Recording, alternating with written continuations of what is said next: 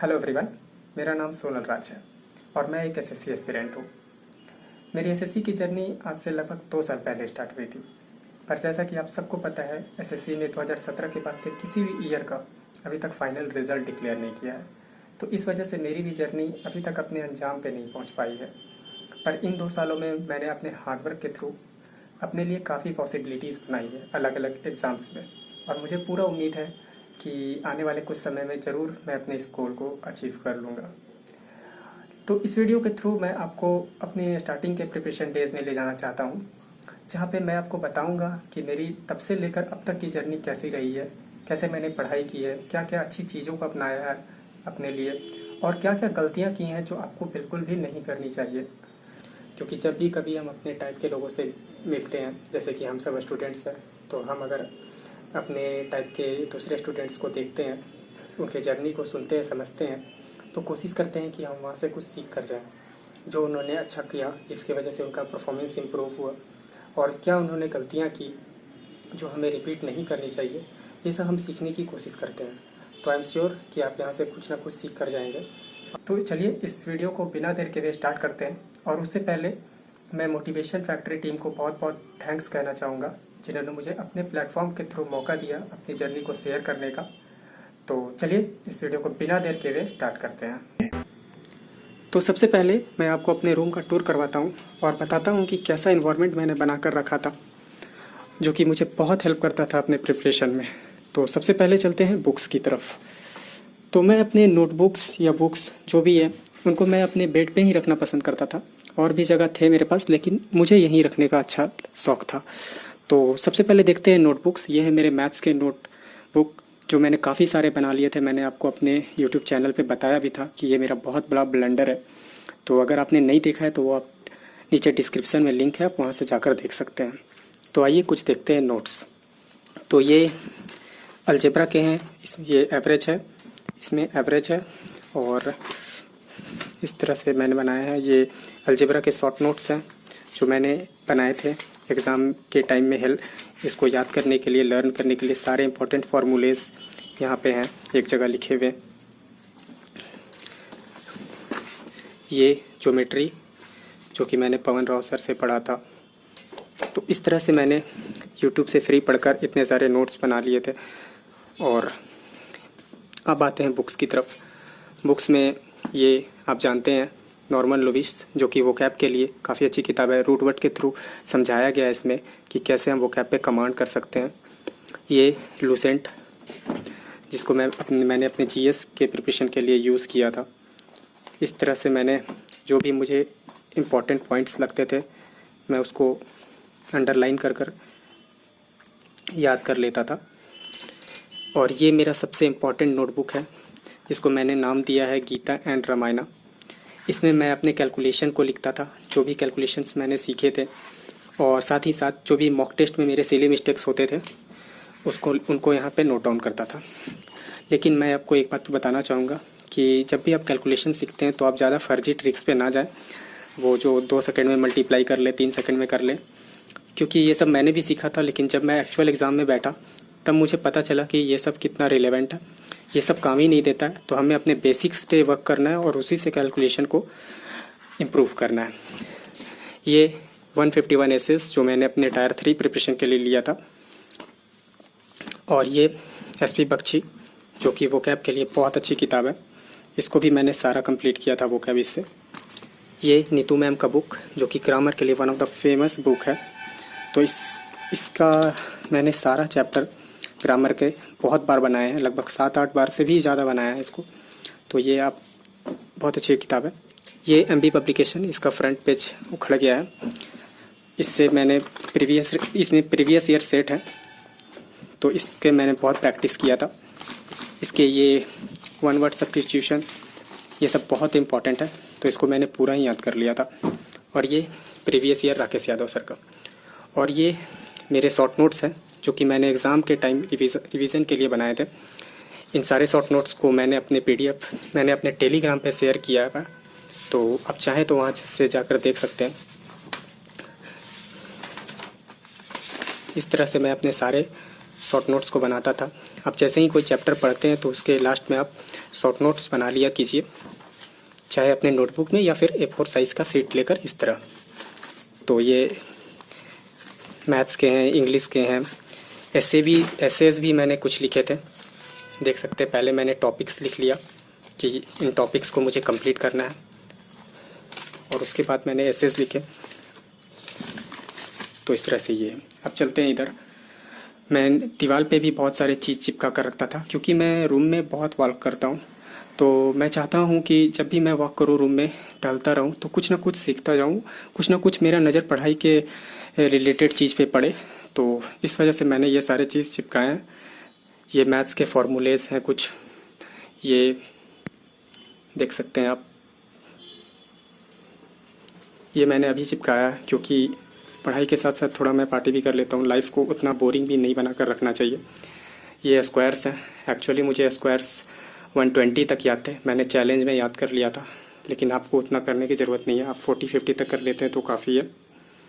ये कुछ important questions जो मुझे लगते थे, मैं उसको इस तरह से लिख लेता था। ये आज का टारगेट, जो कि मुझे याद दिलाता है कि आज मेरा टारगेट क्या है। और ये चार्ट पेपर्स, ये आप जानते होंगे सर्कल में कि अगर रेडियस 7 रहता है तो एरिया 154 होता है और सरकमफ्रेंस 44 होता है। तो ये आपको डायरेक्ट लर्न करना रहता है। तो इस तरह से मैंने लिखा था। ये मैंने हाथ बनाया था अपना मिलीमीटर, सेंटीमीटर, डेकामीटर को याद करने का एक ट्रिक मैंने बनाया था खुद से। और जो भी इम्पोर्टेंट कुछ लगते थे मुझे, मैं उनको इस तरह नोट कर लेता था। और ये मेरे एसएससी के अलावा जो भी मैं करता हूँ उनको यहाँ लिखता हूँ। तो अभी एसएससी की बात कर रहा हूँ तो उसको छोड़ते हैं और ये यहाँ पे आते हैं। ये मेरा प्रिपरेशन अब जो मैं अब करने वाला हूँ, CGL 2020 भी मुझे देना है। तो क्योंकि तब तक मेरा 2019 का फाइनल रिजल्ट आएगा नहीं, तो मैं 2020 भी CGL दूंगा। तो उसके लिए मैंने ये बनाया है और इसके लिए मैं प्रिपेयर 2-4 दिन के बाद स्टार्ट कर दूंगा। तो देखते हैं क्या है। तो ये देखिए, मैं मॉक जो भी प्री के मॉक दूंगा अब उनको सारा यहाँ नोट करूँगा। मेंस के जो भी मॉक्स होंगे उसमें क्या नंबर्स हैं, क्या कौन कौन से सब्जेक्ट में कितने नंबर है, परसेंटाइल क्या है मेरा।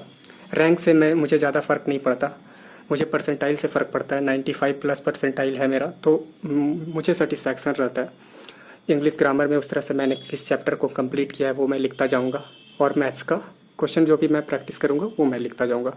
जीके के जो भी टॉपिक्स मैं रिवाइज करूँगा उसको इस तरह से यहाँ पे लिखता जाऊँगा। और एक बार देखते हैं क्या मेरा अटेम्प्टिंग स्ट्रेटजी रहता है मॉक को अटेम्प्ट करने का या एक्चुअल एग्जाम में। प्री में मैं पहले रीजनिंग करता हूँ, जो कि 44 मिनट तक, मतलब जो 44 मिनट अगर बचा हुआ है वहाँ तक मेरा रीजनिंग कंप्लीट हो जाना चाहिए।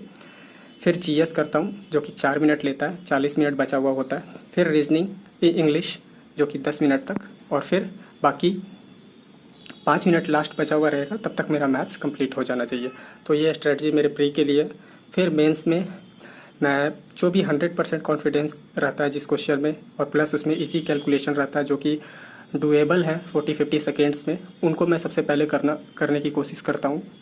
तो मेरा टारगेट यही रहता है कि 60-65 क्वेश्चन पहले घंटे में हो जाए, और उसके बाद मैं मॉडरेट क्वेश्चन पे जाता हूँ जो कि लगभग 15-20 होते हैं, जिसमें मैं श्योर हूँ पर वो लेंदी रहता है थोड़ा, तो उसको मैं अगले 40 मिनट में करता हूँ। और जब 20 मिनट लास्ट का बचा हुआ रहता है तो फिर मैं टफ क्वेश्चन को एक बार देखता हूँ और वहाँ से जितना पॉसिबल हो सकता है वो बनाता हूँ। फिर इंग्लिश में मेंस के लिए मैं सबसे पहले जो अटेम्प्ट करता हूँ, तो सारा कुछ करता हूँ, पर क्लोज टेस्ट, आरसी और PQRS इसको फर्स्ट गो में मैं छोड़ देता हूँ और बाकी सारे क्वेश्चन को अटेम्प्ट कर लेता हूँ। फिर सेकेंड गो में मैं इन सबको करता हूँ। तो ये मेरा स्ट्रेटजी रहता है जो मैंने आपको बताया।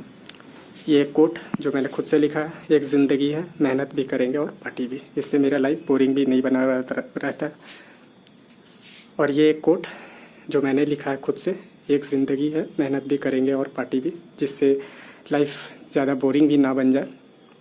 तो ये है, ये लैपटॉप जिस पे मैं मॉक्स देता हूँ, और ये मेरे कुछ और नोटबुक्स, ये मैंने कुछ लिखे हैं, ये मेरे गोल्स हैं 2021 के लिए, और ये फिर कुछ लिखे अपने मोटिवेशन के लिए। तो अब चलते हैं हम किचन की तरफ और मैं दिखाता हूँ, क्योंकि मैंने किचन में भी कुछ ना कुछ ज़रूर करता था, कुछ चिपका कर रखता था।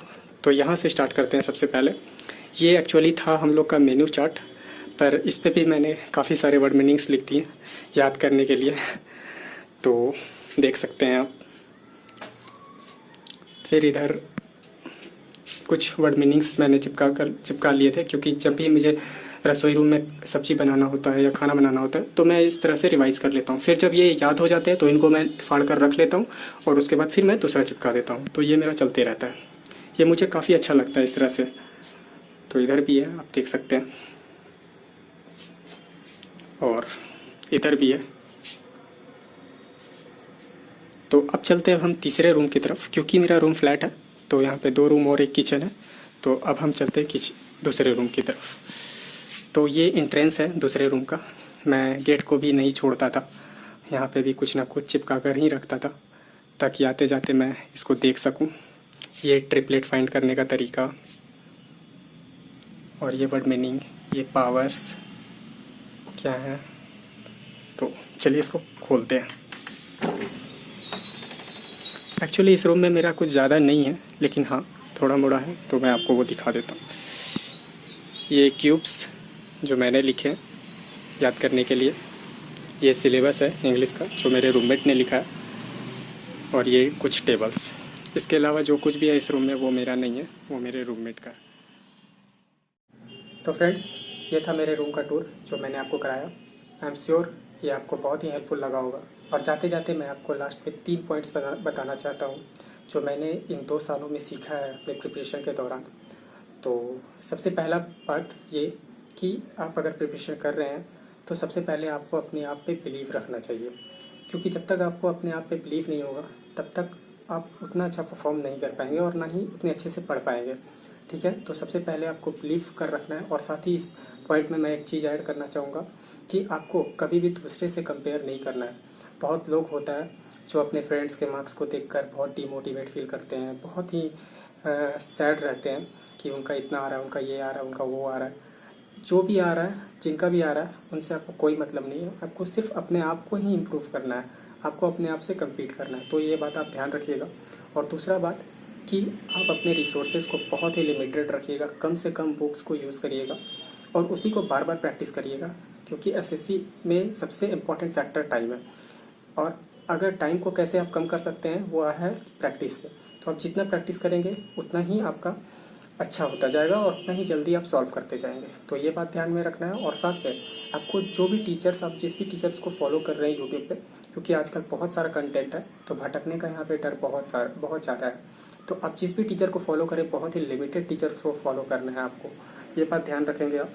और तीसरा बात कि आपको अपनी स्ट्रेटजी खुद बनानी है। देखिए, एक मोटा स्ट्रेटजी जो होता है कि अगर हम इंग्लिश की तैयारी कर रहे हैं तो हमें कौन कौन सी बुक्स पढ़ने चाहिए, कैसे पढ़ना चाहिए, ये सब चीज़ आप देख लीजिए।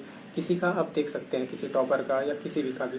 लेकिन आप अगर उनके टाइम टेबल्स को फॉलो करते हैं, वो अगर रात में पढ़ते हैं तो आप अगर रात में उनको देखकर पढ़ना स्टार्ट करते हैं, तो इस तरह से अगर आप फॉलो करते हैं, एकदम कॉपी करते हैं, तो फिर आपका कोई महत्व नहीं रह जाता है ना, क्योंकि आप अपने आप में एक अलग हैं इस दुनिया में। तो आपको अपने हिसाब से स्ट्रेटजी बनाना है। आपकी क्या वीकनेसेस है, आपके क्या स्ट्रांग पॉइंट्स हैं, उन सबको देखते हुए आपको अपनी स्ट्रेटजी खुद बनाना है। तो कभी भी आप दूसरे के चीज़ों को कॉपी नहीं करिएगा। तो ये 3 बात जो मैंने आपसे कही, इन बातों का आप ध्यान रखिएगा। और इसी के साथ इस वीडियो को ख़त्म करते हैं। और अगर आप मुझे और जानना चाहते हैं, आप मेरे जो भी मैंने नोट्स शेयर किए हैं उन सबको आप देखना चाहते हैं, तो आप मेरे चैनल पर विजिट कर सकते हैं, लिंक डिस्क्रिप्शन में दिया हुआ है। तो ठीक है, इस वीडियो को यहीं ख़त्म करते हैं।